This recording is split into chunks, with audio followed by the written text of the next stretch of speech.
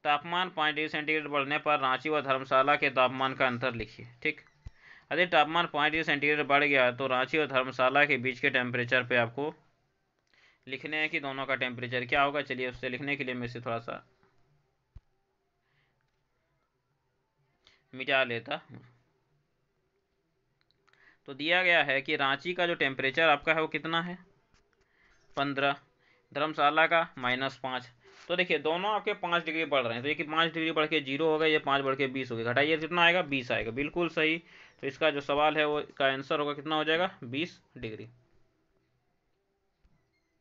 ठीक, अगला दिया माउंट आबू का तापमान 12 डिग्री बढ़ने पर कितना होगा। ठीक है, तो अभी आप यहाँ देख सकते हैं कि माउंट आबू का जो तापमान है वो कितना है -2 डिग्री। अब -2 में जब 12 को जोड़िए कितने डिग्री आएंगे, बिल्कुल सही 10 डिग्री सेंटीग्रेड आएंगे। तो इनके टेम्परेचर कितने हो जाएंगे 10 डिग्री सेंटीग्रेड। तो आपको यहाँ लिखने हैं 10 डिग्री सेंटीग्रेड। ठीक है, चलिए बढ़ते हैं अगले सवाल पे। अगला सवाल दिख रहा है आपके स्क्रीन पे।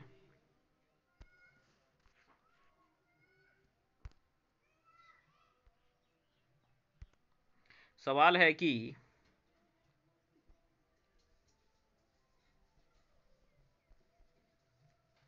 ठीक, तो आपको कितना आए थे 10 डिग्री सेंटीग्रेड। चलिए पहले इसे लिख लेते हैं 10 डिग्री सेंटीग्रेड।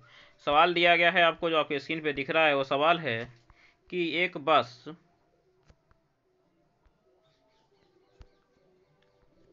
रांची से 50 किलोमीटर पूर्व की ओर चलती है, 52 किलोमीटर पश्चिम की ओर चलती है।